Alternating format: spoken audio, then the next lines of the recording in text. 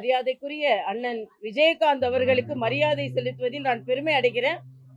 இதே அலுவலகத்திற்கு மாநில தலைவராக அவரோடு கூட்டணி பேசுவதற்கு வந்திருக்கிறேன்.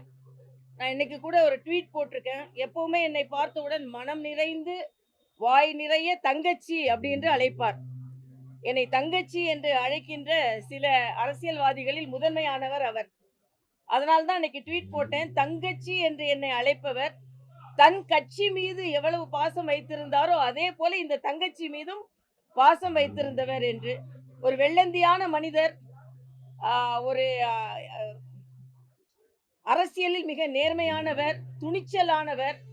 அவர் இன்னும் ஆரோக்கியமாக நீடூழி வாழ்ந்து ஒரு சாதனையை படைத்திருக்க வேண்டும் என்பது எனது கருத்து.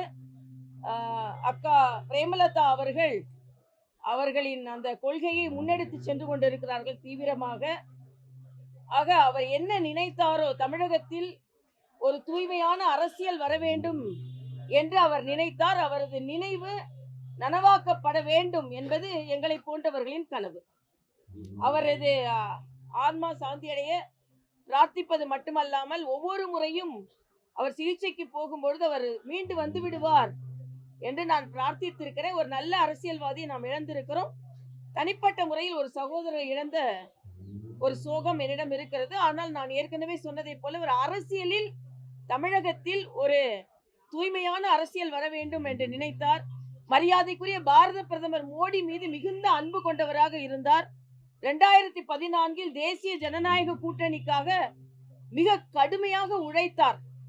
அதற்கு நன்றியுணர்வோடு நான் இங்கே வந்து அவருக்கு மரியாதை செலுத்துவதில் பெருமை அடைகிறேன்.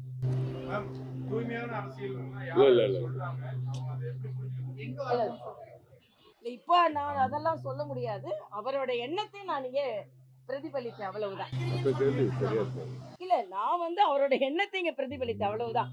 அரசியல் பேசுவதற்கோ வேற எதையும் பேசுவதற்கோ இது இடம் இல்லைன்றது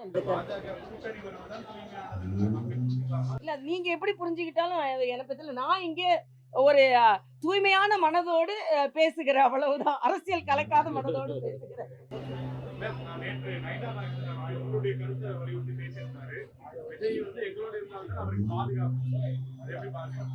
இல்ல, இது யதார்த்தமான உண்மைதானே. பிரிந்து போகக்கூடாது எதிர் ஓட்டுகள் என்பதில் அண்ணன் நயினார் நாகேந்திரனும் அண்ணன் எடப்பாடி அவர்களும் எல்லாருமே எதிரணியின் ஓட்டுகள் கூட்டாக இருக்க வேண்டும் என்ற ஒரு கோரிக்கையை தொடர்ந்து வைத்துக் கொண்டிருக்கிறார்கள். முடிவெடுக்க வேண்டியது ஜனநாயக முறைப்படி முடிவெடுக்க வேண்டியது ஜனநாயகனின் கடமைன்னு நான் நினைக்கிறேன்.